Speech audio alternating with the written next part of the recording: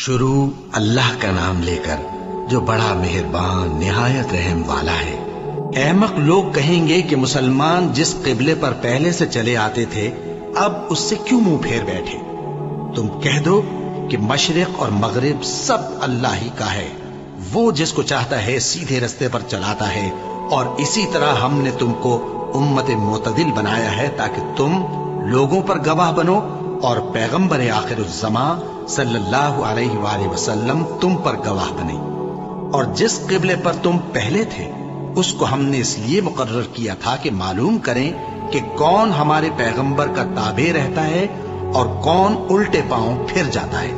اور یہ بات یعنی تحویل قبلہ لوگوں کو گراں معلوم ہوئی، مگر جن کو اللہ نے ہدایت بخشی ہے وہ اسے گراں نہیں سمجھتے، اور اللہ ایسا نہیں کہ تمہارے ایمان کو یوں ہی ضائع کر دے۔ اللہ تو لوگوں پر بڑا مہربان ہے، صاحب رحمت ہے۔ اے پیغمبر صلی اللہ علیہ وآلہ وسلم، ہم تمہارا آسمان کی طرف منہ اٹھانا دیکھ رہے ہیں، سو ہم تم کو اسی قبلے کی طرف جس کو تم پسند کرتے ہو منہ کرنے کا حکم دیں گے۔ تو اپنا منہ مسجد حرام یعنی خانہ کعبہ کی طرف پھیر لو، اور تم لوگ جہاں ہوا کرو نماز پڑھنے کے وقت اسی مسجد کی طرف منہ کر لیا کرو۔ اور جن لوگوں کو کتاب دی گئی ہے وہ خوب جانتے ہیں کہ یہ نیا قبلہ ان کے پروردگار کی طرف سے حق ہے، اور جو کام یہ لوگ کرتے ہیں اللہ ان سے بے خبر نہیں۔ اور اگر تم ان اہل کتاب کے پاس تمام نشانیاں بھی لے کر آؤ تو بھی یہ تمہارے قبلے کی پیروی نہ کریں، اور تم بھی ان کے قبلے کی پیروی کرنے والے نہیں ہو، اور ان میں سے بھی بعض کے قبلے کے پیرو نہیں۔ اور اگر تم باوجود اس کے کہ تمہارے پاس علم یعنی اللہ کا حکم آ چکا ہے ان کی خواہشوں کے پیچھے چلو گے تو ظالموں میں ہو جاؤ گے۔ جن لوگوں کو ہم نے کتاب دی ہے وہ ان پیغمبر آخر الزماں صلی اللہ علیہ وآلہ وسلم کو اس طرح پہچانتے ہیں جس طرح اپنے بیٹوں کو پہچانا کرتے ہیں، مگر ایک فریق ان میں سے سچی بات کو جان بوجھ کر چھپا رہا ہے۔ اے پیغمبر صلی اللہ علیہ وآلہ وسلم، یہ نیا قبلہ تمہارے پروردگار کی طرف سے حق ہے، تو تم ہرگز شک کرنے والوں میں نہ ہونا۔ اور ہر ایک شخص کے لیے ایک سمت مقرر ہے جدھر وہ عبادت کے وقت منہ کیا کرتا ہے، تو تم نیکیوں میں سبقت حاصل کرو۔ تم جہاں ہوگے اللہ تم سب کو جمع کرے گا، بے شک اللہ ہر چیز پر قادر ہے۔ اور تم جہاں سے نکلو نماز میں اپنا منہ مسجد حرام کی طرف کر لیا کرو، بے شبہ یہ تمہارے پروردگار کی طرف سے حق ہے، اور تم لوگ جو کچھ کرتے ہو اللہ اس سے بے خبر نہیں۔ اور تم جہاں سے نکلو مسجد حرام کی طرف منہ کر کے نماز پڑھا کرو، اور مسلمانوں تم جہاں ہوا کرو اسی مسجد کی طرف رخ کیا کرو۔ یہ تاکید اس لیے کی گئی ہے کہ لوگ تم کو کسی طرح کا الزام نہ دے سکیں، مگر ان میں سے جو ظالم ہیں وہ الزام دیں تو دیں، سو ان سے مت ڈرنا اور مجھی سے ڈرتے رہنا۔ اور یہ بھی مقصود ہے کہ میں تم کو اپنی تمام نعمتیں بخشوں، اور یہ بھی کہ تم راہ راست پر چلو۔ جس طرح من جملہ اور نعمتوں کے ہم نے تمہیں میں سے ایک رسول بھیجے ہیں جو تم کو ہماری آیتیں پڑھ پڑھ کر سناتے اور تمہیں پاک بناتے، اور کتاب یعنی قرآن اور دانائی سکھاتے ہیں، اور ایسی باتیں بتاتے ہیں جو تم پہلے نہیں جانتے تھے۔ سو تم مجھے یاد کیا کرو، میں تمہیں یاد کیا کروں گا، اور میرا احسان مانتے رہنا اور میری ناشکری نہ کرنا۔ اے ایمان والو، صبر اور نماز سے مدد لیا کرو، بے شک اللہ صبر کرنے والوں کے ساتھ ہے۔ اور جو لوگ اللہ کی راہ میں مارے جائیں ان کی نسبت یہ نہ کہنا کہ وہ مرے ہوئے ہیں، وہ مردہ نہیں بلکہ زندہ ہیں، لیکن تم کو شعور نہیں۔ اور ہم کسی قدر خوف اور بھوک اور مال اور جانوں اور میووں کے نقصان سے تمہاری آزمائش کریں گے۔ اور صبر کرنے والوں کو بشارت سنا دو کہ ان لوگوں پر جب کوئی مصیبت واقع ہوتی ہے تو کہتے ہیں کہ ہم اللہ ہی کا مال ہیں اور اسی کی طرف لوٹ کر جانے والے ہیں۔ یہی لوگ ہیں جن پر ان کے پروردگار کی عنایتیں ہیں اور خصوصی رحمت بھی ہے، اور یہی سیدھے رستے پر ہے۔ بے شک کوہ صفا اور مروہ اللہ کی نشانیوں میں سے ہیں، تو جو شخص خانہ کعبہ کا حج یا عمرہ کرے उस पर कुछ गुनाह नहीं कि दोनों के दरमियान चक्कर लगाए, बल्कि ये एक नेक काम है, और जो कोई नेक काम करे तो अल्लाह कदरदान है, दाना है। जो लोग हमारे हुक्मों और हिदायतों को जो हमने नाजिल की है किसी गरज फासिद से छुपाते हैं, बावजूद कि हमने उनको लोगों के समझाने के लिए अपनी किताब में खोल खोल कर बयान कर दिया है, ऐसों पर अल्लाह और तमाम लानत करने वाले लानत करते हैं। हाँ, जो तौबा करते हैं और अपनी हालत दुरुस्त कर लेते हैं और अहकाम इलाही को साफ साफ बयान कर देते हैं, तो मैं उनके कसूर मुआफ कर देता हूँ, और मैं बड़ा मुआफ करने वाला, बड़ा मेहरबान हूँ। जो लोग काफिर हुए और काफिर ही मरे, ऐसों पर अल्लाह की और फरिश्तों की और इंसानों की सबकी लानत। वो हमेशा इसी लानत में गिरफ्तार रहेंगे। उनसे न तो अजाब हल्का ही किया जाएगा और न उन्हें कुछ मोहलत मिलेगी। और लोगों, तुम्हारा माबूद एक ही माबूद है, उस बड़े मेहरबान और रहम वाले के सिवा कोई इबादत के लायक नहीं। बेशक आसमानों और जमीन के पैदा करने में और रात और दिन के एक दूसरे के पीछे आने जाने में और कश्तियों और जहाजों में जो समंदर में लोगों के फायदे के लिए रवा हैं, और में जिसको अल्लाह आसमान से बरसाता और उससे जमीन को उसके मुर्दा हो जाने के बाद जिंदा यानी खुश्क हो जाने के बाद सरसब्ज कर देता है, और जमीन पर हर किस्म के जानवर फैलाने में और हवाओं के चलाने में और बादलों में जो आसमान और जमीन के दरमियान घिरे रहते हैं, अक्लमंदों के लिए अल्लाह की कुदरत की निशानियां हैं। और बाज लोग ऐसे हैं जो गैरुल्लाह को अल्लाह का शरीक बनाते और उनसे अल्लाह की सी मोहब्बत करते हैं, लेकिन जो ईमान वाले हैं वो तो अल्लाह ही के सबसे ज्यादा दोस्तदार हैं। और ऐ काश जालिम लोग जो बात अजाब के वक्त देखेंगे अब देख लेते कि सब तरह की ताकत अल्लाह ही को है, और ये कि अल्लाह सख्त अजाब करने वाला है।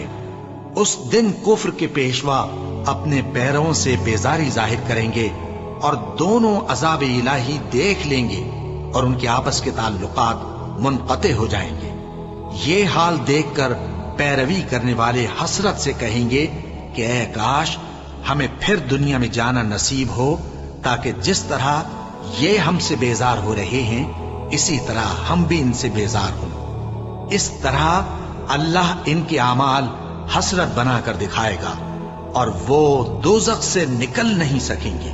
लोगों, जो चीजें जमीन में हलाल तैयब हैं वो खाओ, और शैतान के कदमों पर न चलो, वो तुम्हारा खुला दुश्मन है। वो तो तुमको बुराई और बेहयाई ही के काम करने को कहता है, और ये भी कि अल्लाह की निस्बत ऐसी बातें कहो जिनका तुम्हें कुछ भी इल्म नहीं। और जब इन लोगों से कहा जाता है कि जो किताब अल्लाह ने नाजिल फरमाई है उसकी पैरवी करो, तो कहते हैं नहीं, बल्कि हम तो उसी चीज की पैरवी करेंगे जिस पर हमने अपने बाप दादा को पाया।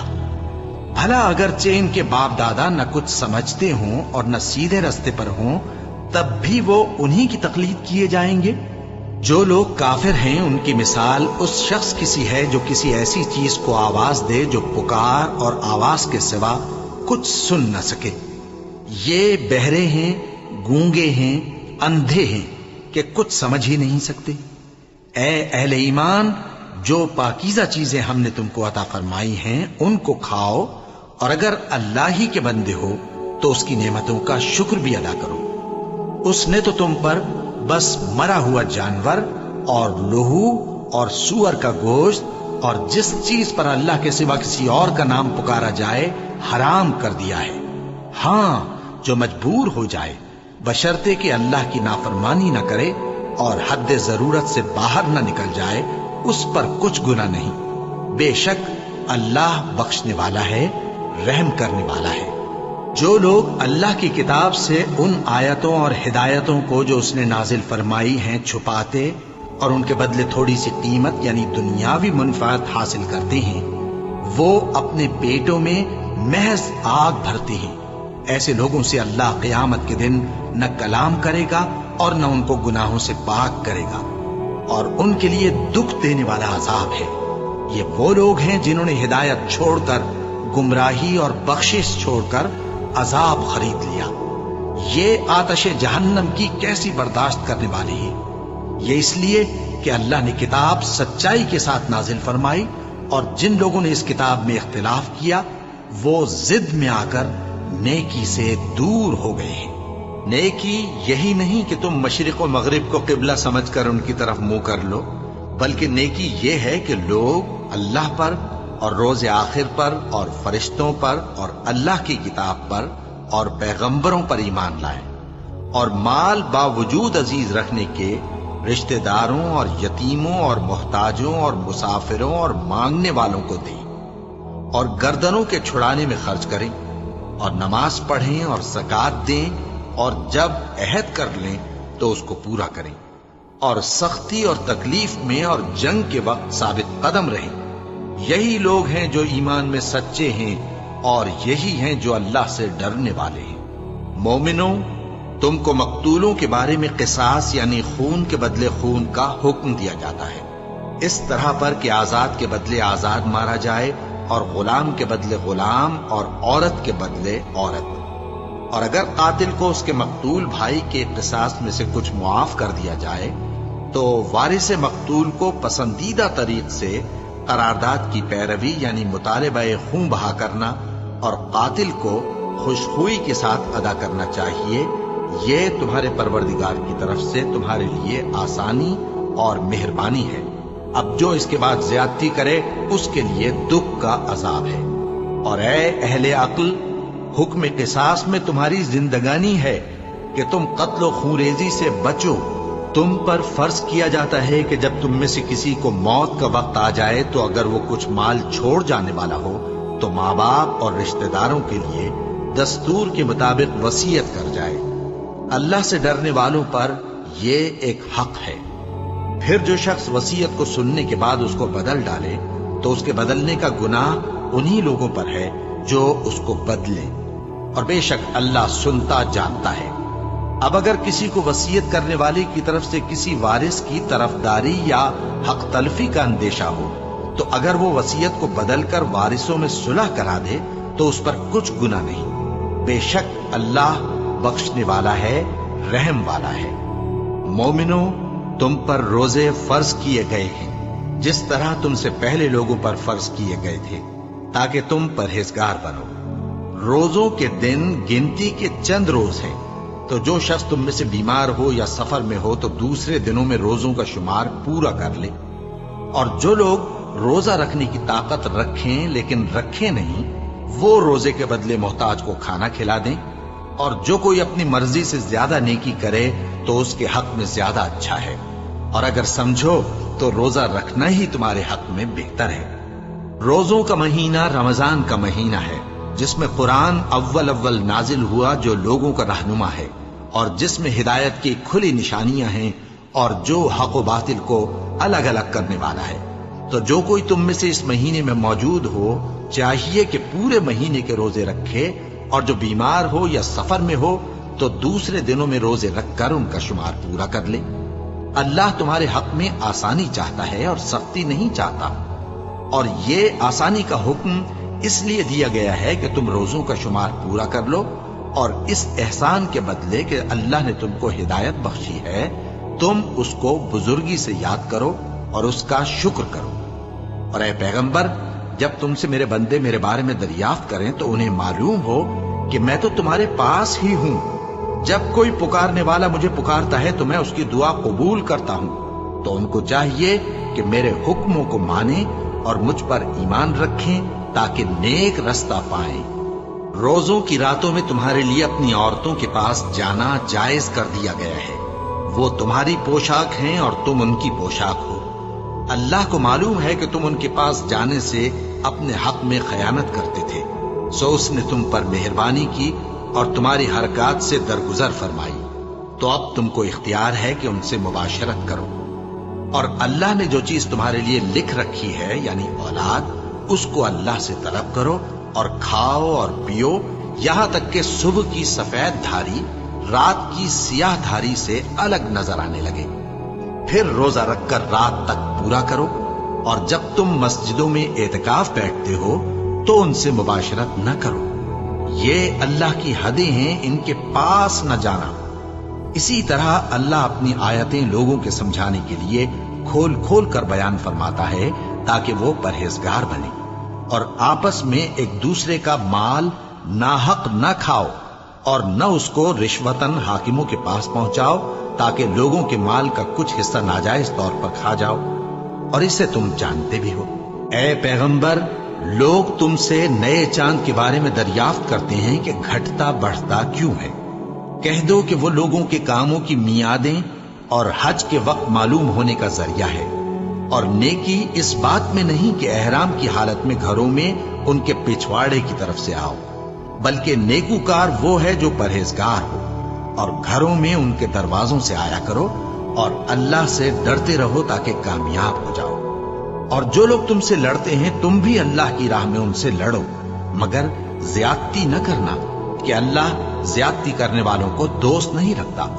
और उनको जहां पाओ कत्ल कर दो, और जहां से उन्होंने तुमको निकाला है यानी मक्के से, वहां से तुम भी उनको निकाल दो। और दीन से गुमराह करने का फसाद कत्लो खूरेजी से कहीं बढ़कर है।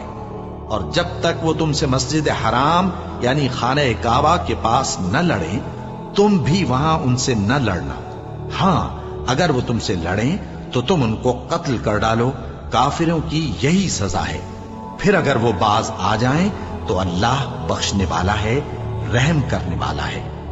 और उनसे उस वक्त तक लड़ते रहना कि फसाद नाबूद हो जाए और मुल्क में अल्लाह ही का दीन गालिब हो जाए। फिर अगर वो फसाद से बाज आ जाएं तो जालिमों के सिवा किसी पर ज्यादती नहीं करनी चाहिए। अदब का महीना अदब के महीने के मुकाबिल है, और अदब की चीजें एक दूसरे का बदला है। बस अगर कोई तुम पर ज्यादती करे तो जैसी ज्यादती वो तुम पर करे वैसी ही तुम उस पर करो। और अल्लाह से डरते रहो और जान रखो कि अल्लाह डरने वालों के साथ है। और अल्लाह की राह में माल खर्च करो और अपने आप को हलाकत में न डालो, और नेकी करो, बेशक अल्लाह नेकी करने वालों को दोस्त रखता है। और अल्लाह की खुशनूदी के लिए हज और उम्रे को पूरा करो, और अगर रास्ते में रोक लिए जाओ तो जैसी कुर्बानी मुयस्सर हो कर दो। और जब तक कुर्बानी अपने मुकाम पर न पहुंच जाए सर न मुंडाओ।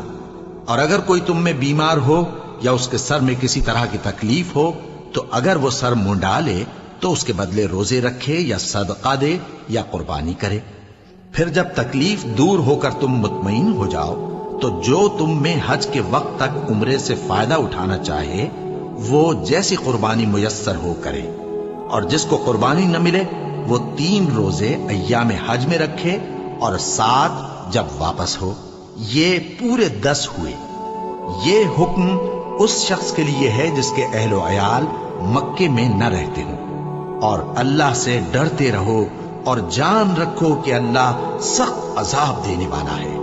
हज के महीने मुअय्यन हैं जो मालूम हैं, तो जो शख्स इन महीनों में हज की नीयत कर ले तो हज के दिनों में न औरतों से इख्तिलात करे, न कोई बुरा काम करे और न किसी से झगड़े।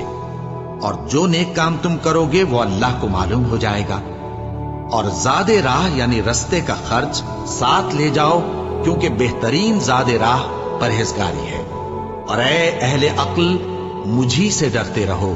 इसका तुम्हें कुछ गुनाह नहीं कि हज के दिनों में बजरिए तिजारत अपने परवरदिगार से रोजी तलब करो।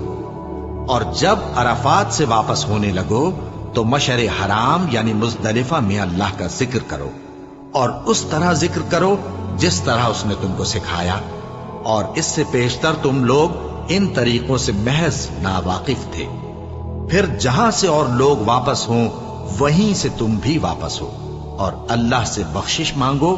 बेशक अल्लाह बख्शने वाला है, रहमत करने वाला है। फिर जब हज के तमाम अरकान पूरे कर चुको तो मिना में अल्लाह को याद करो जिस तरह अपने बाप दादा को याद किया करते थे, बल्कि उससे भी ज्यादा। और बाज लोग ऐसे हैं जो अल्लाह से इल्तिजा करते हैं कि ऐ परवरदिगार, हमको जो देना है दुनिया ही में दे दे। और ऐसे लोगों का आखिरत में कुछ हिस्सा नहीं। और बाज ऐसे हैं कि दुआ करते हैं कि परवरदिगार, हमको दुनिया में भी नेमत अता फरमा और आखिरत में भी नेमत बख्शियो और दोज़ख के अजाब से महफूज रखियो।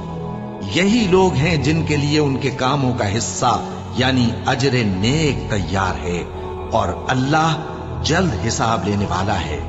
اور قیام منا کے دنوں میں جو گنتی کے دن ہیں اللہ کو یاد کرو۔ اگر کوئی جلدی کرے اور 2 ہی دن میں چل دے تو اس پر بھی کچھ گناہ نہیں، اور جو بات تک ٹھہرا رہے اس پر بھی کچھ گناہ نہیں۔ یہ باتیں اس شخص کے لیے ہیں جو اللہ سے ڈرے، اور تم لوگ اللہ سے ڈرتے رہو اور جان رکھو کہ تم سب اس کے پاس جمع کیے جاؤ گے۔ اور کوئی شخص تو ایسا ہے جس کی گفتگو دنیا کی زندگی میں تم کو دلکش معلوم ہوتی ہے، اور وہ اپنے معافی ضمیر پر یعنی اس بات پر جو اس کے دل میں ہے اللہ کو گواہ بناتا ہے، حالانکہ وہ سخت جھگڑالو ہے۔ اور جب پیٹ پھیر کر چلا جاتا ہے تو زمین میں دوڑتا پھرتا ہے تاکہ اس میں فتنہ انگیزی کرے اور کھیتی کو برباد اور انسانوں اور حیوانوں کی نسل کو نابود کر دے، اور اللہ فتنہ انگیزی کو پسند نہیں کرتا۔ اور جب اس سے کہا جاتا ہے کہ اللہ سے خوف کر تو غرور اس کو گناہ میں پھنسا دیتا ہے، سو اس کو جہنم کافی ہے اور وہ بہت برا ٹھکانہ ہے۔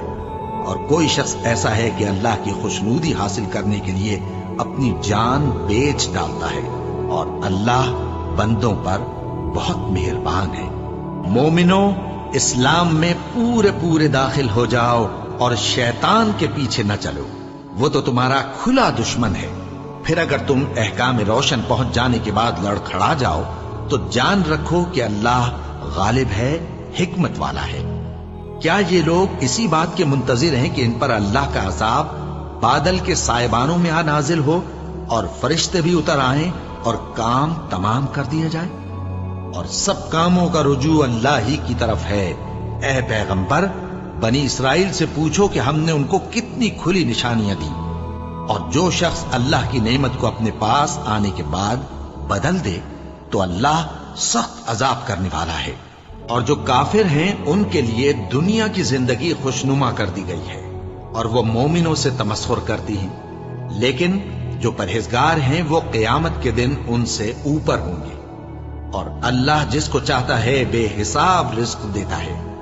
پہلے تو سب لوگوں کا ایک ہی مذہب تھا، لیکن وہ آپس میں اختلاف کرنے لگے تو اللہ نے ان کی طرف بشارت دینے والے اور ڈر سنانے والے پیغمبر بھیجے اور ان پر سچائی کے ساتھ کتابیں نازل کی تاکہ جن امور میں لوگ اختلاف کرتے تھے ان کا ان میں فیصلہ کر دے۔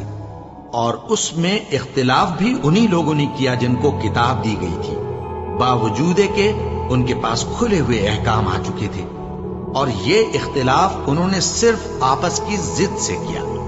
تو جس امر حق میں وہ اختلاف کرتے تھے اللہ نے اپنی مہربانی سے مومنوں کو اس کی راہ دکھا دی، اور اللہ جس کو چاہتا ہے سیدھا رستہ دکھا دیتا ہے۔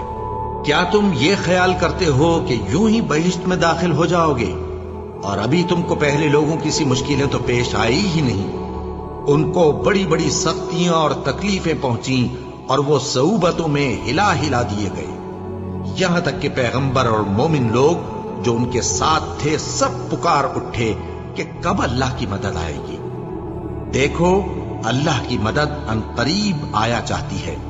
اے نبی، لوگ تم سے پوچھتے ہیں کہ اللہ کی راہ میں کس طرح کا مال خرچ کریں۔ کہہ دو کہ جو چاہو خرچ کرو، لیکن جو مال خرچ کرنا چاہو وہ درجہ بدرجہ اہل استحقاق یعنی ماں باپ کو اور قریب کے رشتہ داروں کو اور یتیموں کو اور محتاجوں کو اور مسافروں کو سب کو دو، اور جو بھلائی تم کرو گے اللہ اس کو جانتا ہے۔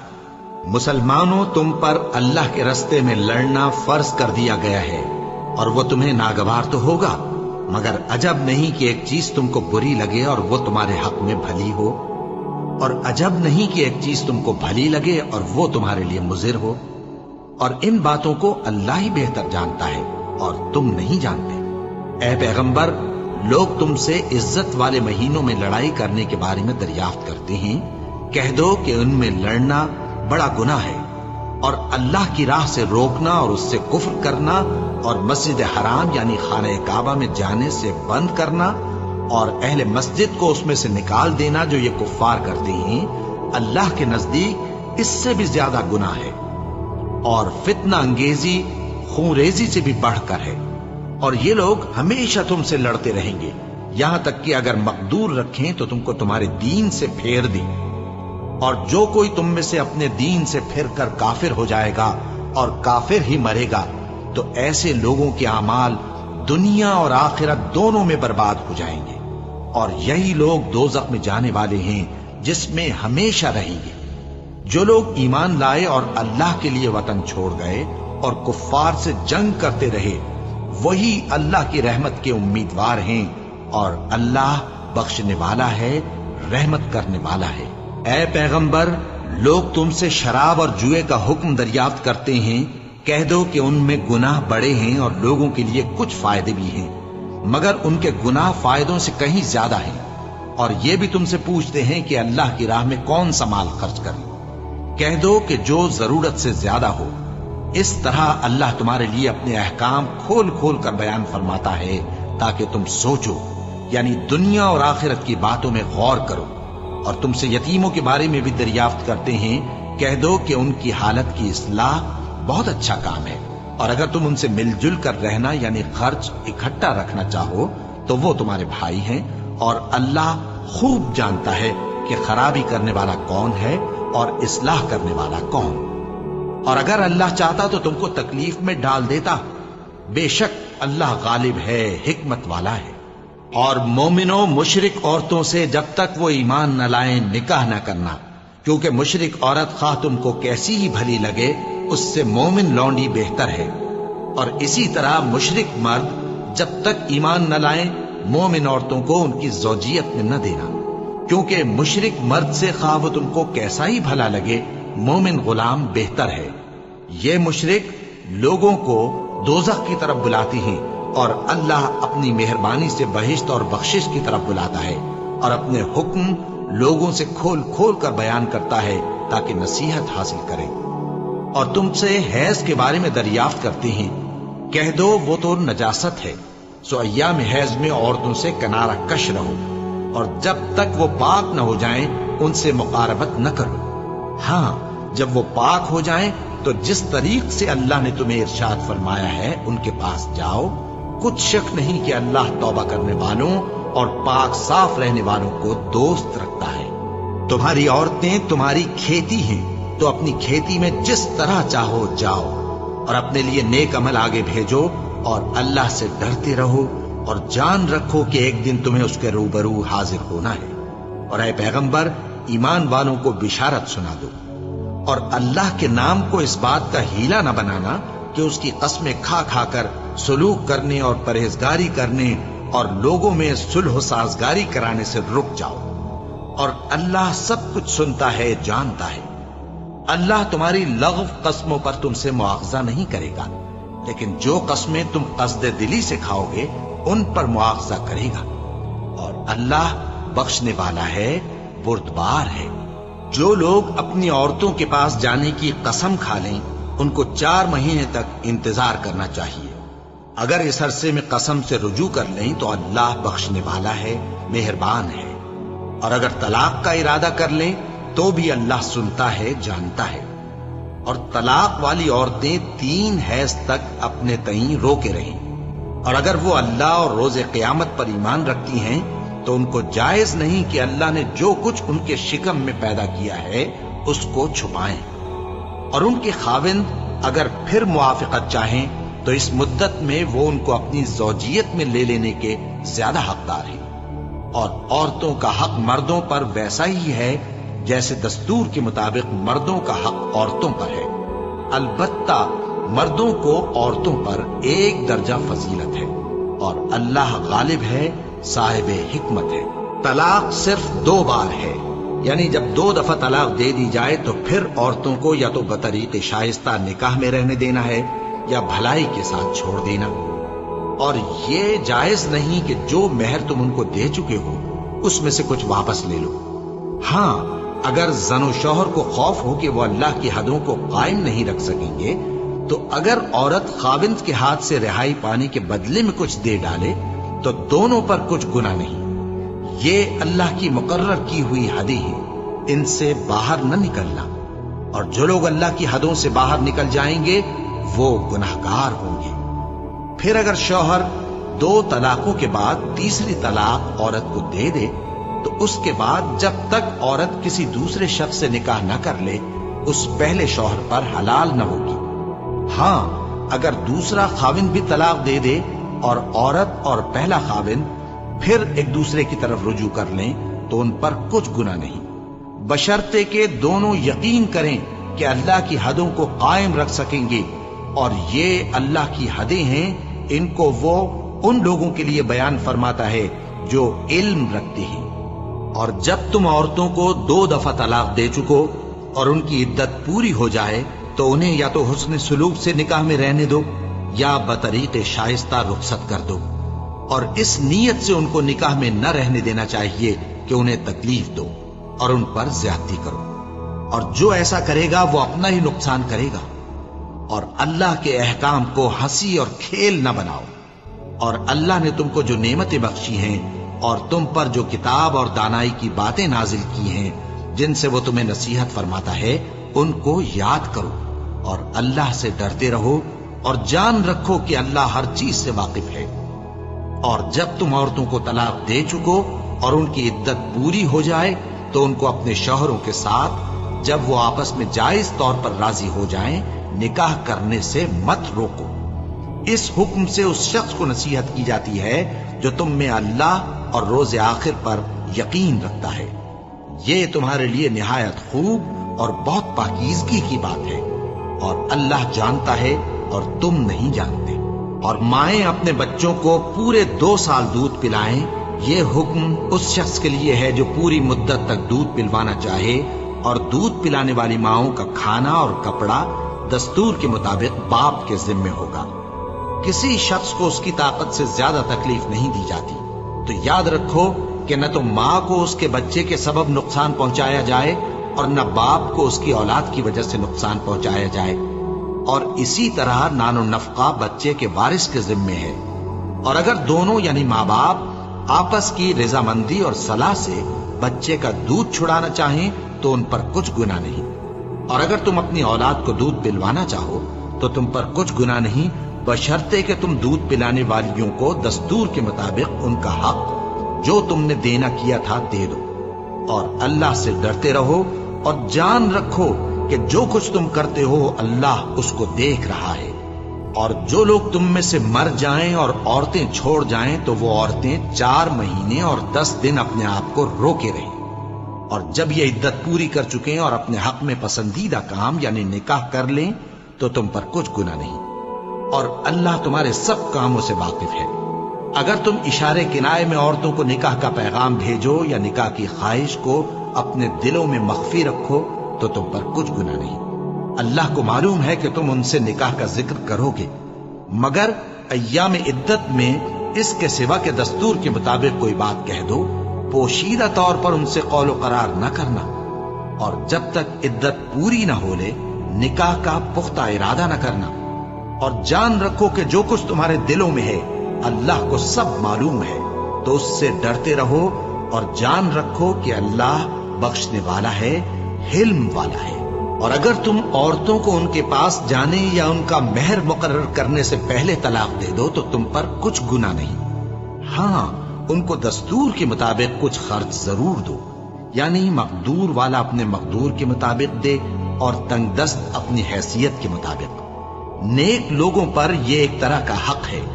اور اگر تم عورتوں کو ان کے پاس جانے سے پہلے طلاق دے دو لیکن مہر مقرر کر چکے ہو تو آدھا مہر دینا ہوگا۔ ہاں اگر عورتیں مہر بخش دیں یا مرد جن کے ہاتھ میں عقد نکاح ہے اپنا حق چھوڑ دیں اور پورا مہر دے دیں تو ان کو اختیار ہے۔ اور اگر تم مرد لوگ ہی اپنا حق چھوڑ دو تو یہ پرہیزگاری کی بات ہے، اور آپس میں بھلائی کرنے کو فراموش نہ کرنا۔ کچھ شک نہیں کہ اللہ تمہارے سب کاموں کو دیکھ رہا ہے۔ مسلمانوں، سب نمازیں خصوصاً بیچ کی نماز یعنی نماز عصر پورے اہتمام کے ساتھ ادا کرتے رہو اور اللہ کے آگے ادب سے کھڑے رہا کرو۔ پھر اگر تم خوف کی حالت میں ہو تو پیادے یا سوار جس حال میں ہو نماز پڑھ لو۔ پھر جب امن و اطمینان ہو جائے تو جس طریق سے اللہ نے تم کو سکھایا ہے جو تم پہلے نہیں جانتے تھے اللہ کو یاد کرو۔ اور جو لوگ تم میں سے مر جائیں اور عورتیں چھوڑ جائیں وہ اپنی عورتوں کے حق میں وصیت کر جائیں کہ ان کو 1 سال تک خرچ دیا جائے اور گھر سے نہ نکالی جائے۔ ہاں، اگر وہ خود گھر سے چلی جائیں اور اپنے حق میں پسندیدہ کام یعنی نکاح کر لیں تو تم پر کچھ گناہ نہیں، اور اللہ زبردست ہے، حکمت والا ہے۔ اور مطلقہ عورتوں کو بھی دستور کے مطابق نان و نفقہ دینا چاہیے، پرہیزگاروں پر یہ بھی حق ہے۔ اسی طرح اللہ اپنے احکام تمہارے لیے بیان فرماتا ہے تاکہ تم سمجھو۔ بھلا تم نے ان لوگوں کو نہیں دیکھا جو شمار میں ہزاروں ہی تھے اور موت کے ڈر سے اپنے گھروں سے نکل بھاگے تھے؟ تو اللہ نے ان کو حکم دیا کہ مر جاؤ، پھر ان کو زندہ بھی کر دیا۔ کچھ شک نہیں کہ اللہ لوگوں پر مہربانی رکھتا ہے، لیکن اکثر لوگ شکر نہیں کرتے۔ اور مسلمانوں، اللہ کی راہ میں جہاد کرو اور جان رکھو کہ اللہ سب کچھ سنتا ہے، سب کچھ جانتا ہے۔ کون ہے کہ اللہ کو قرض حسنہ دے کہ وہ اس کے بدلے اس کو کئی گنا زیادہ دے گا؟ اور اللہ ہی روزی کو تنگ کرتا اور وہی اسے کشادہ کرتا ہے، اور تم اسی کی طرف لوٹ کر جاؤ گے۔ بھلا تم نے بنی اسرائیل کی ایک جماعت کو نہیں دیکھا جس نے موسیٰ کے بعد اپنے پیغمبر سے کہا کہ آپ ہمارے لیے ایک بادشاہ مقرر کر دیں تاکہ ہم اللہ کی راہ میں جہاد کریں؟ پیغمبر نے کہا کہ اگر تم کو جہاد کا حکم دیا جائے تو ایسا تو نہیں کہ لڑنے سے پہلو تہی کرو۔ وہ کہنے لگے کہ ہم اللہ کی راہ میں کیوں نہ لڑیں گے جبکہ ہم وطن سے خارج اور بال بچوں سے جدا کر دیے گئے۔ پھر جب ان کو جہاد کا حکم دیا گیا تو چند اشخاص کے سوا سب پھر گئے، اور اللہ ظالموں سے خوب واقف ہے۔ اور پیغمبر نے ان سے یہ بھی کہا کہ اللہ نے تم پر طالوت کو بادشاہ مقرر فرمایا ہے۔ وہ بولے کہ اسے ہم پر بادشاہی کا حق کیوں کر ہو سکتا ہے؟ اس سے بڑھ کر بادشاہی کے مستحق تو ہم ہیں، اور اس کے پاس تو بہت سی دولت بھی نہیں۔ پیغمبر نے کہا کہ اللہ نے اس کو تم پر فضیلت دی ہے اور بادشاہی کے لیے منتخب فرمایا ہے۔ اس نے اسے علم بھی بہت سا بخشا ہے اور تن و توش بھی بڑا عطا کیا ہے، اور اللہ کو اختیار ہے جسے چاہے بادشاہی بخشے، وہ بڑا کشائش والا ہے، دانا ہے۔ اور پیغمبر نے ان سے کہا کہ ان کی یعنی طالوت کی بادشاہی کی نشانی یہ ہے کہ تمہارے پاس وہ صندوق آئے گا جس کو فرشتے اٹھائے ہوئے ہوں گے۔ اس میں تمہارے پروردگار کی طرف سے تسلی بخشنے والی چیز ہوگی، اور کچھ اور چیزیں بھی ہوں گی جو موسیٰ اور ہارون چھوڑ گئے تھے۔ اگر تم ایمان رکھتے ہو تو یہ تمہارے لیے ایک بڑی نشانی ہے۔ غرض جب طالوت فوجیں لے کر روانہ ہوا تو اس نے ان سے کہا کہ اللہ ایک نہر سے تمہاری آزمائش کرنے والا ہے، جو شخص اس میں سے پانی پی لے گا اس کی نسبت تصور کیا جائے گا کہ وہ میرا نہیں، اور جو نہ پیے گا وہ سمجھا جائے گا کہ میرا ہے۔ ہاں، اگر کوئی ہاتھ سے چلو بھر پانی لے لے تو خیر۔ جب وہ لوگ نہر پر پہنچے تو چند آدمیوں کے سوا سب نے پانی پی لیا۔ پھر جب طالوت اور مومن لوگ جو اس کے ساتھ تھے نہر کے پار ہو گئے تو کہنے لگے کہ آج ہم میں جالوت اور اس کے لشکر سے مقابلہ کرنے کی طاقت نہیں۔ جو لوگ یقین رکھتے تھے کہ ان کو اللہ کے روبرو حاضر ہونا ہے، وہ کہنے لگے کہ بسا اوقات تھوڑی سی جماعت نے اللہ کے حکم سے بڑی جماعت پر فتح حاصل کی ہے، اور اللہ ثابت قدم رہنے والوں کے ساتھ ہے۔ اور جب وہ لوگ جالوت اور اس کے لشکر کے مقابل میں آئے تو اللہ سے دعا کی کہ اے پروردگار، ہم پر صبر کے دہانے کھول دے اور ہمیں لڑائی میں ثابت قدم رکھ اور لشکر کفار پر فتح یاب کر۔ تو طالوت کی فوج نے اللہ کے حکم سے ان کو شکست دے دی، اور داؤد نے جالوت کو قتل کر ڈالا، اور اللہ نے ان کو بادشاہی اور دانائی بخشی اور جو کچھ چاہا سکھایا۔